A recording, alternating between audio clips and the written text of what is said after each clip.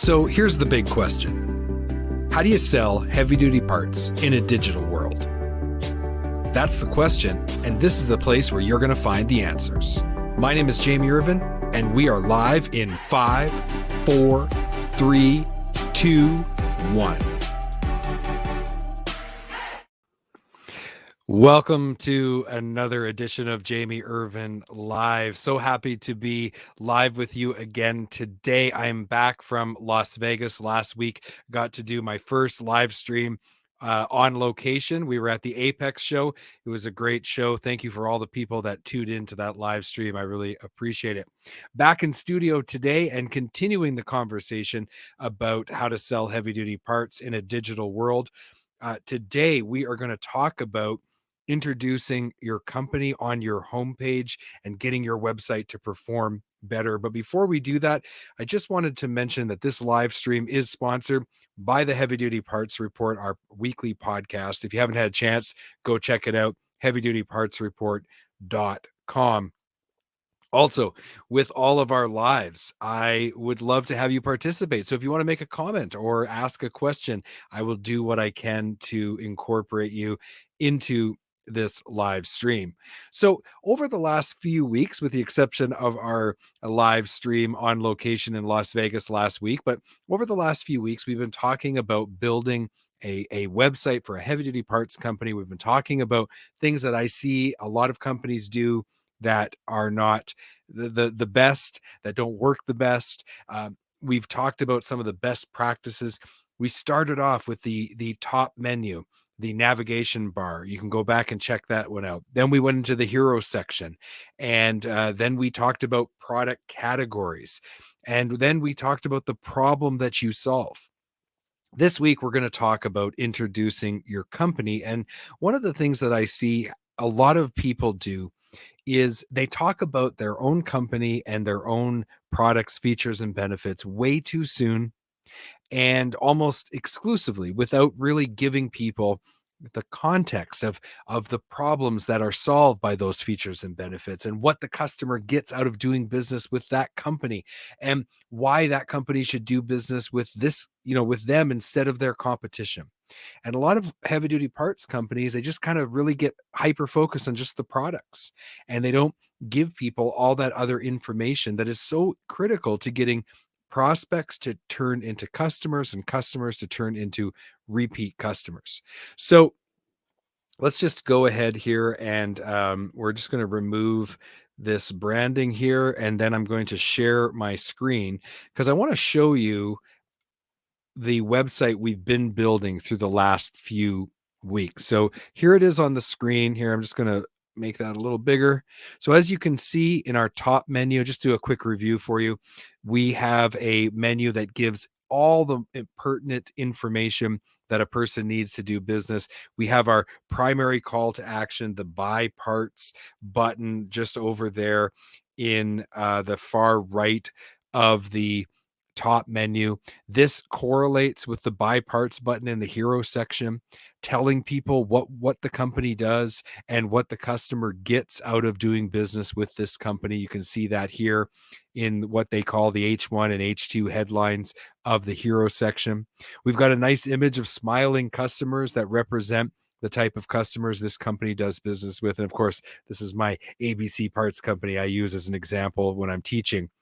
So then we moved on to how to properly display the product categories. As you can see here, we've taken an opportunity to remind people of what they should be looking at when buying these parts.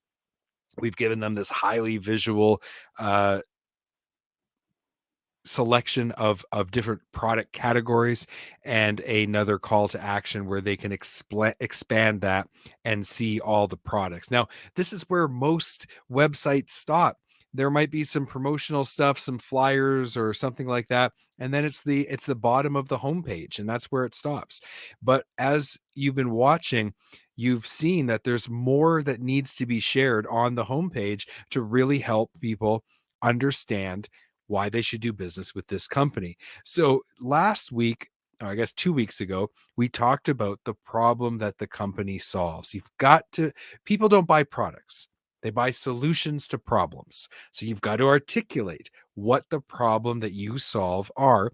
What are the top problems, the most important problems you solve for your specific customer?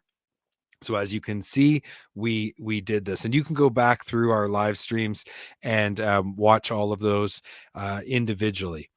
So now we move to introducing the company as the solution. And I've already gone ahead and made up this part of the website because I think I just want to go over the important elements here. So we have a highly visual element. We have a headline here that says, "Get your parts faster than ever before."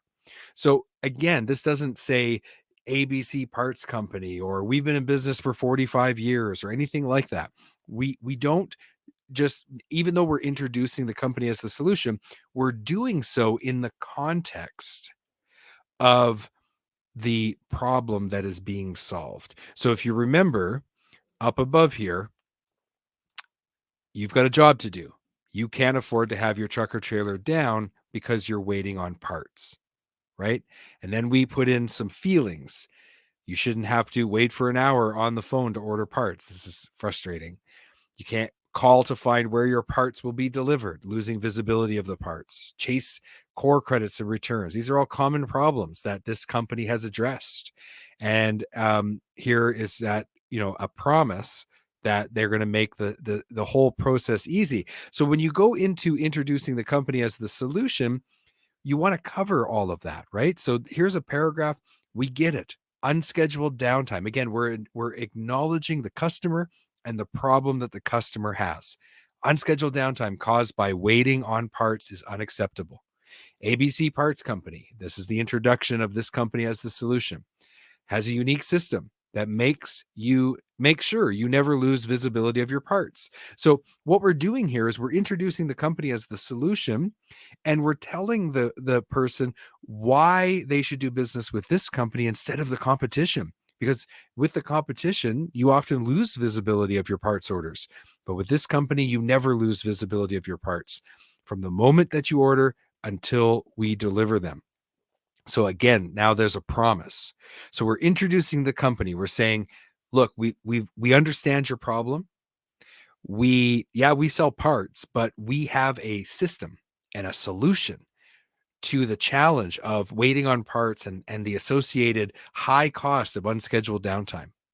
So you see how this is far superior than just putting in ABC Parts Company has been in business for 45 years and we sell high quality parts at cost at you know cost effective prices, and we deliver quickly. That's the pitch everybody uses. This is putting some context to it. It's framing it within the context of the main problems that are solved, and it's very clearly articulated. So as the person is scrolling down the site, when they're at the top, right away they scan this and they understand what the business is about, and if they want to just buy parts, they can. If they want to check the product categories, easily done. But then if they want to learn more about the company, when they read this part of the problem, they go, that's the problem I have. So this builds the company up in the mind of the buyer because they're like, wow, this company really gets it. And then when you introduce the company as the solution, you're doing so in the context of solving that problem for the customer. It's still very customer focused. We're almost not talking about ourselves at all, just enough to introduce the company. So this section here of introducing the company as the solution will allow us then to clearly articulate the value proposition and the economic impact of the value proposition that ABC Parts Company is, you know, putting front and center in front of new customers or existing customers who we want to turn into repeat customers. So next week, we're going to talk about how this section then goes right into the value proposition, and we're going to show you how you do that. And then in the subsequent few weeks after that, leading up to the end of the year, we're going to go into the other elements that can be put on a homepage that can be very useful and has a real powerful effect on potential customers to help them understand why they should do business with this company instead of the competition. So the good thing about all of this is that this is something that most companies can do with a little bit of time and effort, focusing on these elements, you can make your website better. But sometimes there's that old saying, it's hard to see the forest for the trees. And sometimes when you're in and day out, you suffer from the curse of knowledge. You've got the knowledge, but how do you articulate it? How do you present it in such a way that it is effective? And that's one of the things that I've been doing with a lot of my clients. I've been working on these kinds of projects to help them.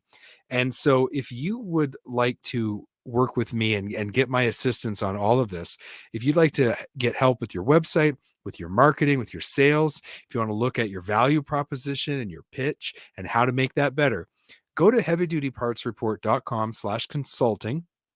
That's heavydutypartsreport.com/consulting.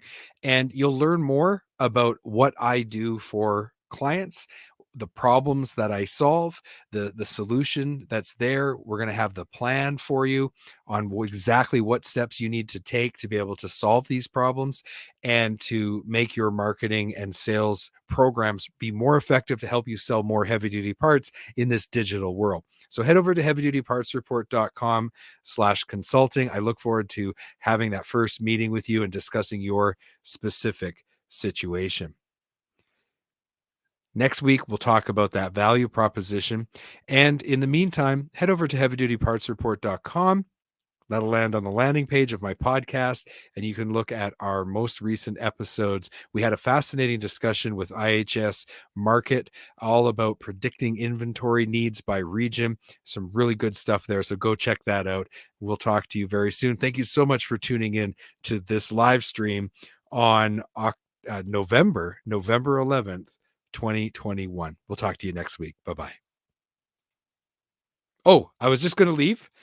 And before I leave, I saw that there was a comment that came in. So Nick Adams says, great overview. What do you recommend for syncing stock between shop software and e-commerce?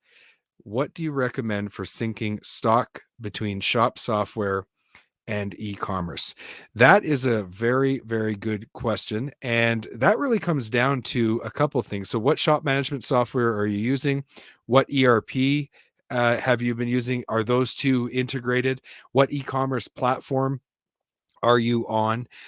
These are the things those are the kinds of questions that have to be answered. So I think that there are some solutions out there that are getting better and better all the time, especially when you think of like Fullbay with their shop management system. And they're if you tune into heavydutypartsreport.com coming up in December, I've got an interview with Jacob Finley, who is talking about Fullbay Marketplace. There's other marketplaces that are emerging, and then depending on what e-commerce platform you're using to actually sell parts yourself, like maybe you're on Shopify, there can be third-party API applications to help bridge the gap between your ERP. So those are the kinds of things that I would want to talk on a case by case basis with people before making complete recommendations. Nick, thanks so much for reaching out and asking that question. I appreciate that. All right. So with that covered, we'll talk a little bit later. See you next week. Thanks for tuning into the live stream. Bye-bye.